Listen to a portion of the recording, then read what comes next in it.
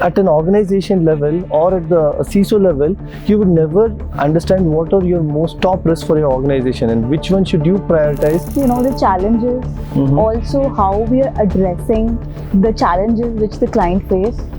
Still we see situation where some implementations are more successful as compared to other implementations. In the early 2000s, somewhere between 2000 to 2010, it all started, the GRC initiatives were mostly driven by the regulatory pressures. So we would see most of our customers were trying to get accredited with ISO 27001, Sarbanes-Oxley Act, or the ISO 22301 for the business continuity management standard. Requirement for having a unified risk management framework wherein you can have a unified view of risks at an organization level. From my experience of the last 2 decades, most of my customers, the most important challenges would be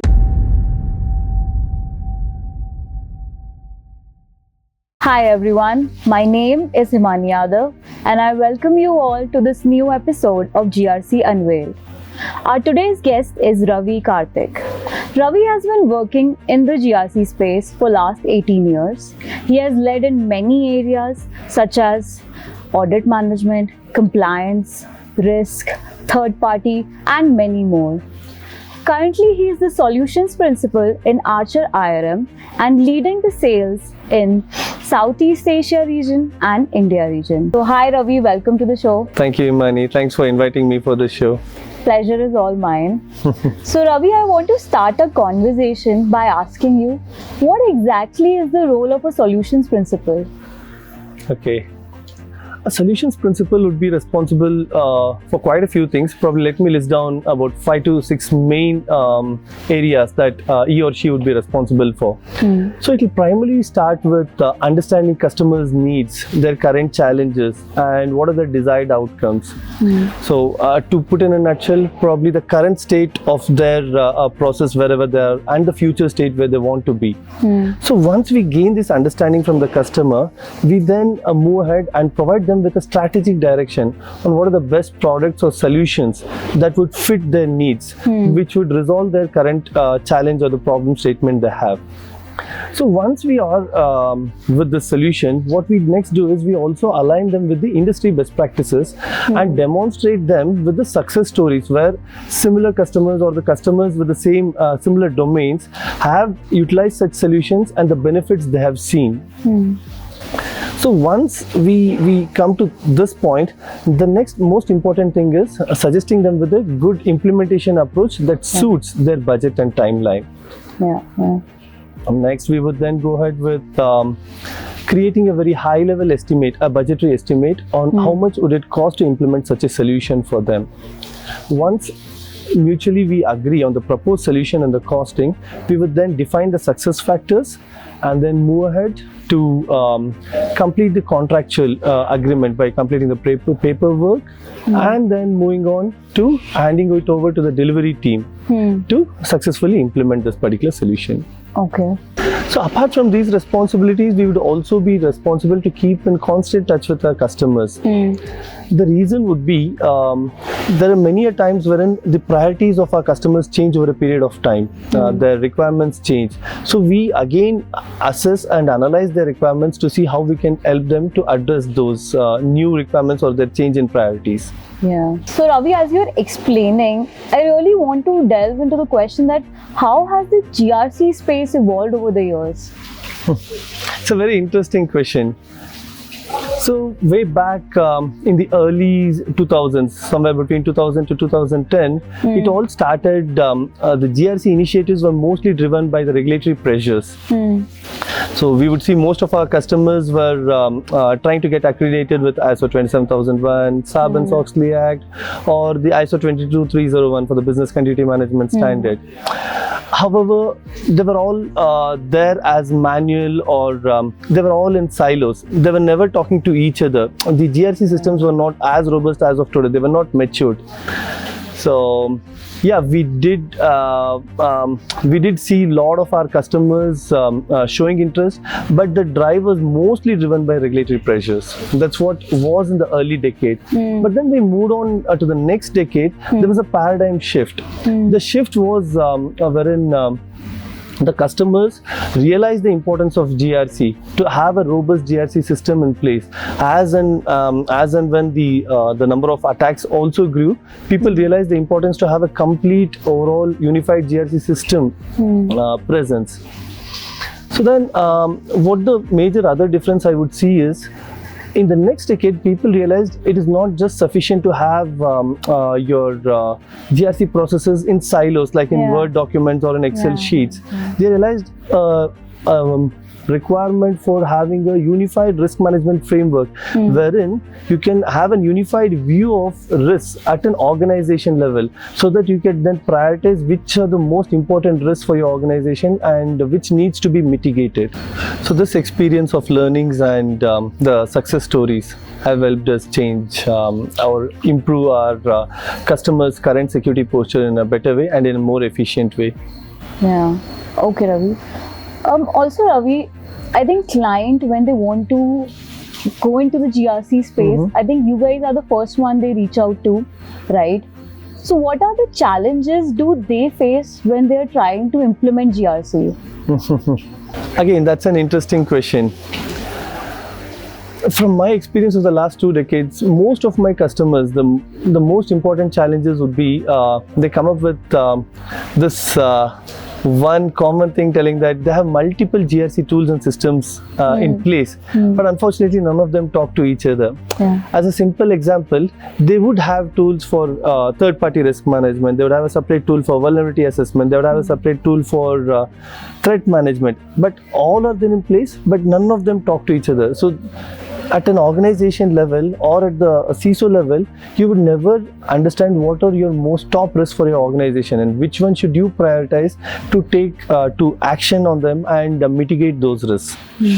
So that unification of risks is never happening. So that is where my customers come back to me and say, this is my major challenge. You have a lot of data in my organization. How can I use the data to make something meaningful, to get a meaningful insight from GRC perspective? Apart from this challenge, the other most common challenge is, let us say I am a business which is present in multiple regions and I am into various domains of business. So I'll have to undergo, or I have to be compliant with multiple regulations of these specific to my business and also specific to those regions as well. So this is a very big challenge because the regulatory needs are constantly changing. Every year you see new regulations are being added, and also you see that the existing regulations are also coming up with a lot of changes. So how do you keep updated with them? How do you ensure that my specific or as of today the current state of controls are still sufficient to meet those new regulatory requirements? So these are one of the top 2 challenges that I've seen that my customers come back to me asking for help. Apart from these, I can also think of one more major challenge, which is showing the return on investment to my leadership or to my management. Unfortunately, GRC is always considered as a cost center. So wherein whenever you go back to the leadership and ask that, look, I need so much of budget to implement this GRC system, they would say, okay, what is the return on investment that I'm getting? So it is tough to prove. So that is where I think risk quantification or showing them the risk or the impact of such risk, if it happens, if we do not have a robust GRC system in place, that would help. True. Yeah, so these are some of the challenges that I've seen in my experience with the customers whom I have dealt with. That was some really insightful points, Ravi. So Ravi, how do you address these challenges? When we talk about addressing these challenges, so I can think about so it all falls back to one simple thing, like having a unified risk management framework, something like a platform like an Archer. So wherein it offers you solutions for all the challenges that I've told as of now to you. So it will offer all the solutions under one single platform, and not only it offers all the solutions, but also it is aligned with the industry best practices. So let us say a customer doesn't know what is my so they do not have a process as of today. So this particular platform also gives you the best practices which other customers have already implemented, or how should you build a process that is there, and also it will give you the what are the possible regulatory requirements that you need to be aligned, and it is already mapped in this particular platform. Yeah, I totally agree with you, Ravi.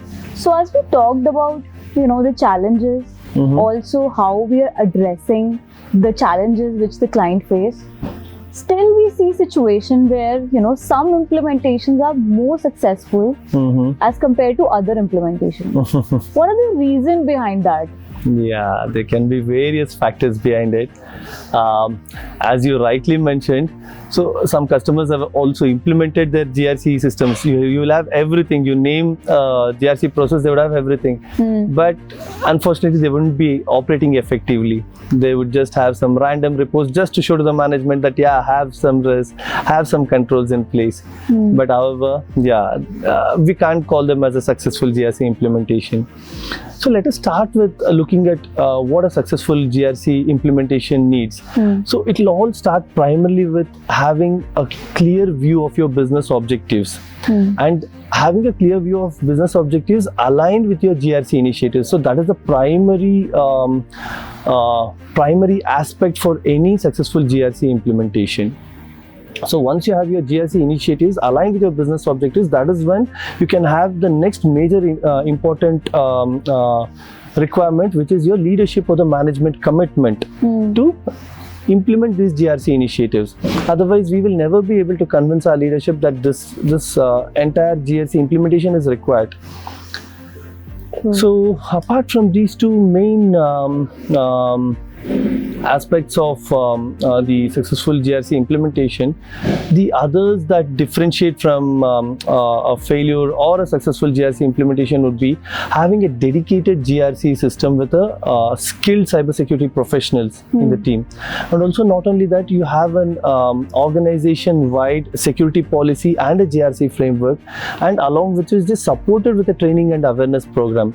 The main reason of this training and awareness program would be to make all your employees of the organization aware on the roles and responsibilities as part of the organization's security. Only then can you have a good security posture. Yeah, that's really true, Ravi. Yeah. So Ravi, as we approach towards the last question of our conversation today, I would like to ask you that what are the challenges and the opportunities in the GRC space over the next few years, and also how are you planning to address them? Okay. While we have seen a lot of ransomware attacks and so many different kinds of attacks, new ways of attacks on not only on critical infrastructures, sensitive data, even on the governments, there are so many kinds of different attacks that we have already been seeing. Well, all these are happening. The main challenge would be to how can we be ahead in the game? How can we think ahead of the hackers and have a robust security system in place? So the hackers are always trying to exploit new vulnerabilities and try to come up with new innovative ways. So yeah, it will definitely be more challenging. The next, apart from these, we are in a era of technology wherein we have AI, ML, IoT, OT systems. So the next most important challenge would be with IoT and OT systems and devices in place that gives a lot of avenues for more cyber attacks from the hackers. So how can we address them? As of today, to be honest, we do not have such level of controls to overcome, or we do not have such best practices how to manage the IoT or OT security. The same holds good even for the cloud security. For example, wherein you're putting your data onto a cloud, wherein it is shared with other customers as well. What happens when a breach happens? So what is the impact of your data there? So all these things, these are the next challenges, or wherein we'll have to look forward to.